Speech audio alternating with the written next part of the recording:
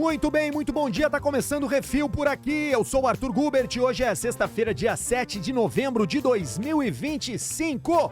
Para você começar o dia cheio de assunto e terminar a semana com conversa, né? Pro date dessa sexta, ou daqui a pouco pro happy hour da firma, pro sexto, não importa. O importante é que você tá aqui. E ao fim desses 20 e poucos minutos você vai sair uma pessoa muito mais interessante. Hoje a gente vai falar sobre o governo que aprovou a isenção de imposto de renda para quem ganha até R$5.000 por mês. Vou te contar também quais são os piores alimentos pro café da manhã. Adivinha só, o item de moda mais desejado do mundo é brasileiro. Eu vou te dizer qual é. E pra fechar, tem essas duas. O Mark Zuckerberg resolveu abrir uma escola no pátio da casa dele. E deu problema, enfureceu os vizinhos. E também tem os astronautas chineses que estão nesse exato momento à deriva no espaço depois que lixo espacial se chocou contra a nave. Mas antes, deixa eu fazer o refil do meu café. E convidar todo mundo para fazer parte do grupo do Refil no WhatsApp. O link tá na descrição do episódio, tá na bio do Instagram, lá no perfil Refil Podcast. Você entra lá e fica sabendo quais são os assuntos do dia, tem os links pras fontes, né, pros sites onde eu estudo, onde eu faço a curadoria das informações, e tem também o grupo Refil Livre, para você bater papo sobre tudo aquilo que faz parte do universo do Refil. Tecnologia, economia, comportamento, enfim, tendências, né? Você que ouve o programa, que gosta dos assuntos que estão por aqui, pode ter certeza que lá no grupo você vai encontrar outras pessoas parecidas com você. Mas vamos começar com essa notícia aqui do Estadão, porque o Senado aprovou por unanimidade o projeto de lei que amplia a isenção de imposto de renda para quem ganha até R$5.000 mensais. Essa era uma das principais promessas da campanha do Lula, né? Quando ele ainda estava tentando se tornar presidente. Essa medida, que passa a valer em janeiro do ano que vem, foi celebrada como uma das vitrines do governo para tentativa de reeleição, que ele já disse também que vai tentar. Ainda que, há um tempo atrás, tinha dito que não pensava nisso, né? Mas mudou de ideia, o Lula. Esse texto também cria uma taxação mínima sobre os mais ricos, atendendo a um pedido antigo da equipe econômica do governo, que está procurando compensar a perda de arrecadação, né? Essa votação foi simbólica, porque ninguém ousou votar contra um projeto com o potencial de beneficiar cerca de 15 milhões de brasileiros. É aquela coisa, né? O nosso país funciona desse jeito. Pauta popular, aí ninguém é contra. O relator do Senado, o Renan Calheiros, que é do MDB de Alagoas, admitiu que o texto vindo da Câmara continha, como ele mesmo disse, jabutis maliciosos, mas preferiu aprovar sem alterações para que a proposta fosse direto para a sanção do Lula. Então assim, na prática, como vai funcionar, tá? Quem ganha até R$5.000 por mês fica livre do imposto de renda. E rendas que ficam entre R$5.000 e R$7.350 vão ter descontos progressivos. Agora, quem recebe acima de R$600.000 por ano, que fica ali em torno de R$50.000 por mês, passa a pagar uma alíquota mínima que pode chegar a 10% para rendas superiores a R$1.200.000 por ano. Segundo o governo, essa faixa representa 141 mil contribuintes que hoje pagam proporcionalmente menos imposto do que professores ou policiais, por exemplo, né? Essa proposta vai ter um custo fiscal estimado em 31,2 bilhões de reais. Mas o governo pretende compensar parte do impacto com essa nova tributação sobre alta renda e com medidas adicionais em outros projetos, que dobra a taxação das bets e das fintechs. Essa segunda proposta vai ser votada na Comissão de Assuntos Econômicos e deve direcionar parte da arrecadação para os estados e municípios mais afetados por essa queda na arrecadação do imposto de renda. Mesmo com críticas internas, esse texto virou um marco político, né? Porque simboliza esse esforço do governo em reequilibrar a carga tributária e reforçar o discurso deles de justiça fiscal. O Lula deve sancionar a medida nesse mês ainda, transformando-a numa das primeiras bandeiras do seu discurso, né, para reeleição. Porque ainda que os políticos legislem muitas vezes em favor das pessoas, eu não sou um desses que acha que todo político é ladrão, tá? Eu acho que a gente não pode cair nessa. Se a gente cair nessa, a gente abre espaço para discursos oportunistas. Agora, grande parte de quem a gente elege para ser vereador, deputado, senador, presidente, tá sim preocupado em permanecer naquele emprego e faz isso se mantendo elegível. Então, tá aí uma pauta que vai sim beneficiar muitas pessoas, cria uma demanda diferente pro fisco em termos de macroeconomia do nosso país, mas a gente vai navegando, né? Vamos ver o que acontece. Vamos falar de café da manhã, porque para muita gente é o botão de começar o dia. Aliás, você já tomou o seu café da manhã? Você que é o early bird aqui do Refil, aquele que escuta logo que o programa sai, escuta antes ou depois de comer? Ou escuta durante o café? Bom, independente de que lugar o Refil ocupe na sua agenda, escolher errado o que vai pro prato logo cedo pode ser o equivalente a tentar pisar no acelerador do carro com o tanque vazio, porque esses alimentos que prometem energia imediata, tipo cereais, pães brancos, bolinho, café cheio de xarope, né, super coffee, eles entregam justamente o contrário. São picos de glicose seguidos de cansaço e fome antes do meio-dia. É tipo jogar açúcar na fogueira e achar que o fogo vai durar até a hora do almoço. Vamos começar a falar desses piores alimentos pro nosso café da manhã? Os cereais industrializados são o primeiro golpe. Eles parecem saudáveis, são cheios de slogans sobre fibra, baixo teor de gordura, mas uma porção pode conter até 30 gramas de açúcar, que é o equivalente a 6 colheres de chá cheias de açúcar. A energia vem bem rápido, isso é verdade, mas ela some numa velocidade ainda maior. Melhor trocar esses cereais industrializados por aveia com frutas e sementes, né? Alimentação do passarinho, basicamente, porque elas vão te manter num estado de energia de longo prazo. Outro vilão clássico do café da manhã é o pão de forma branco. Pá! Mas aí me pegou. Bom, ele é macio, ele é prático e vazio. Não tem fibras. Ele faz o açúcar no sangue disparar e cair logo depois. Prefiro a versão integral, né? De centeio, de aveia. Já muda o jogo. Já traz mais saciedade, mais estabilidade. Menos vontade de atacar um pacote de biscoito às 10 da manhã. A mesma regra vale para os iogurtes adoçados, que são cheios de açúcares disfarçados de light. Prefiro o natural ou o grego sem açúcar, com frutas, nozes. Ele entrega o que promete sem enganar o corpo. Agora essa do pão branco me pegou, porque eu não sou um fã de pão integral. Eu não gosto. Eu gosto do pão ali branco. Bom, vamos tentando equilibrar, né? Tem ainda um outro trio aqui pra gente falar mal, tá? Que é aquele americano, clássico dos programas de TV e dos filmes. Bacon, salsicha, presunto. São práticos, mas vêm carregados de sódio e de gordura saturada.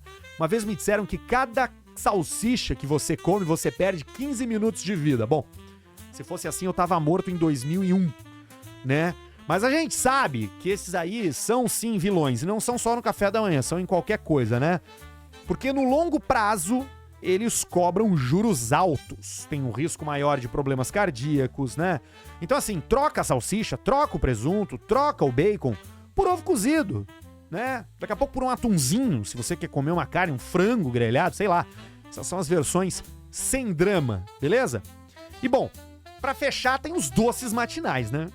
Panqueca, bolinho, pão açucarado, tudo isso aí é armadilha disfarçada de conforto. Dão prazer imediato, mas deixam o corpo numa montanha-russa de glicose e de sono. E até bebidas, tá? Pedem atenção. Suco de caixinha, açúcar pra caramba. Shake pronto, super coffee, café saborizado. Tudo isso tem mais calorias do que um almoço. No fim das contas, o bom café da manhã não tem que ser radical, só tem que ser equilibrado. Menos açúcar, mais fibra, mais proteína e um pouquinho de paciência, né? Porque daqui a pouco, mantém o pão branco ali. Mas evita o suco de caixinha. Espreme uma limonada na hora, sei lá, compra um saco de laranja na feira. Já sacou, né? É descascar mais e desempacotar menos. Esse é o segredo. Agora vamos seguir falando de Brasil. Porque café da manhã é uma daquelas refeições onde tem tudo que a gente come no nosso país, né? Agora, tem coisa mais brasileira do que um par de Havaianas? A gente pode listar o que é genuinamente nosso e com certeza a Havaianas vai aparecer na lista. Pois é justamente ela que acabou de conquistar o mundo.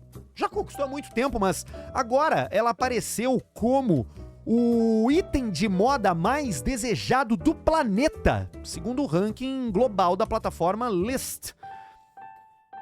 Essa lista da Lyst analisa milhões de menções, buscas e vendas em mais de 200 milhões de usuários e colocou o clássico do Brasil, das praias brasileiras, em primeiro lugar, na frente de marcas de luxo como Saint Laurent, The Row. Esse feito é simbólico, tá? Porque o chinelo, que até então era símbolo de simplicidade, de conforto tropical, virou ícone de estilo global. A Lyst destacou que as marcas mais populares do momento são aquelas que sabem quem são. E poucas têm uma identidade tão clara quanto a Havaianas. Ela carrega o DNA do calor, da praticidade, da alegria brasileira. E conseguiu transformar isso em desejo internacional. É o luxo do acessível, o glamour da autenticidade. O Top 10 Mundial de 2025 também tem essa mistura entre sofisticação e cotidiano. Porque logo depois do chinelão brasileiro, né, da Havaiana, tem o loafer Bordeaux da Saint Laurent, tem o moletom minimalista da COS, tem o loafer preto da The Row. Então, itens de luxo. Essa The Row aí é daquelas gêmeas Olsen, lembra? Mary-Kate e Ashley, da Sessão da Tarde. Entre os itens mais buscados aparecem aí o sutiã com piercing falso da Skims, da Kim Kardashian, a bolsa laranja da Savette, o tênis da Nike com o Jacquemus, o Moon Shoe. Tem também o Shox TL da Nike, que voltou com tudo, direto da minha adolescência. E o vestido midi listrado da Jacquemus. Tá aí, a Havaiana em cima desse luxo todo. Porque assim, vamos lá, tá? Vamos decupar essa história. No final do dia, o sucesso do chinelo brasileiro, ele é um lembrete de que a moda global tá menos interessada em ostentação, mais interessada em verdade, em autenticidade.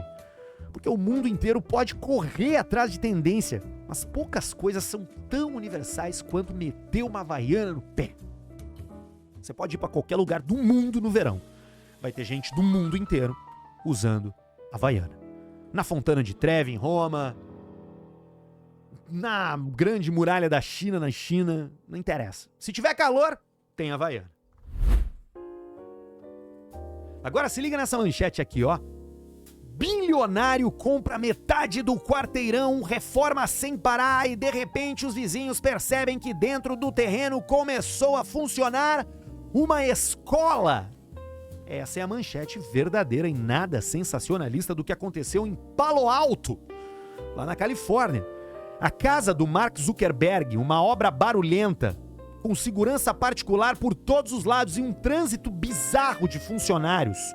Agora a gota d'água veio mesmo quando os moradores passaram a ver crianças chegando e saindo todos os dias. Era uma escola funcionando no pátio da casa dele, batizado com o nome da galinha da família. Adivinha só, não tinha licença exigida para operar numa área residencial.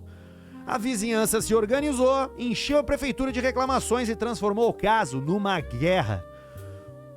Essa é uma matéria da Wired, tá? Aquele portal americano que fala sobre tecnologia, né?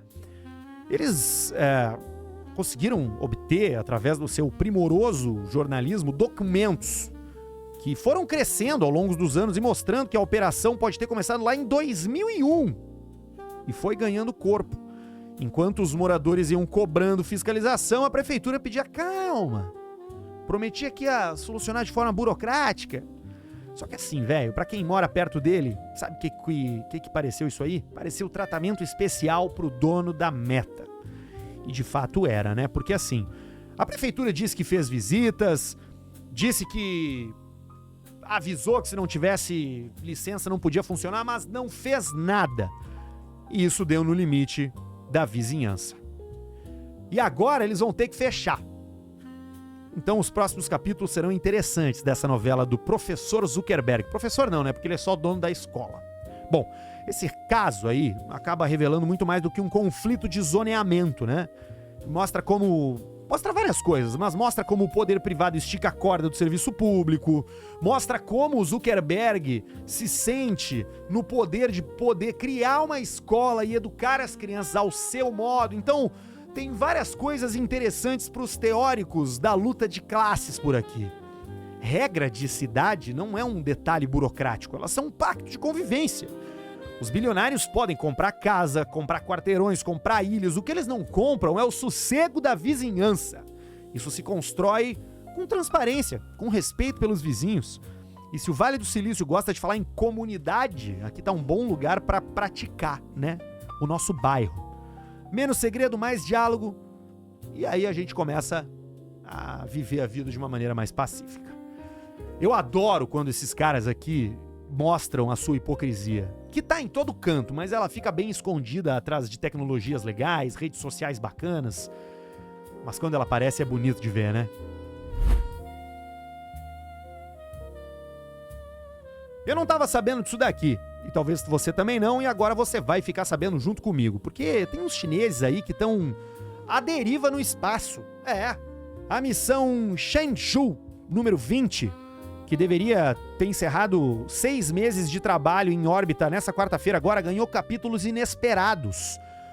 3 astronautas chineses dessa missão, o Chen Zhonggrui e o Wang Jie, continuam presos à estação espacial chinesa depois que a cápsula de retorno foi atingida por um fragmento de detrito, de lixo espacial. Esse impacto, confirmado pela Agência Espacial Tripulada da China, obrigou o adiamento do retorno e abriu uma investigação sobre possíveis danos estruturais. E, por enquanto, a prioridade é garantir que a viagem de volta seja segura. Mas eles ainda não têm uma data para voltar para a Terra. Imagina que loucura. A bordo, os tripulantes postam nas redes sociais e mostram que seguem a rotina normalmente, né? Então, assim, eles estão lá, flutuando no espaço, sem saber se vão voltar para casa, porque um pedaço de lixo bateu no foguete. Parece enredo de filme de catástrofe, né? Sci-fi. Bom, esse episódio acontece justamente no momento em que a China avança de forma acelerada no seu programa espacial. Eles já realizaram 37 lançamentos tripulados e querem levar um ser humano à Lua até 2030. O Chen Dong, que é o comandante dessa missão aí, já é recordista nacional em tempo acumulado no espaço, já são mais de 380 dias. E ele tem um número enorme de caminhadas espaciais, que é o negócio mais maluco que existe. O cara sai da nave. Ele sai da nave e fica, tipo, no espaço.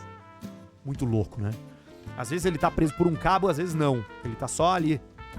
Só aqui no foguetinho pra ir, pra voltar. Isso explode a minha cabeça. Enquanto aguardam o sinal verde pra voltar, esses 3 astronautas seguem trabalhando, dividindo tarefas científicas e cuidando do corpo em microgravidade. A imagem do Tiangong, que é a estação onde eles estão nesse momento, girando em silêncio a 400 quilômetros de altura, sintetiza o momento. O país que sonha com a Lua encara de perto os riscos concretos de um espaço cada vez mais cheio de lixo e desafios.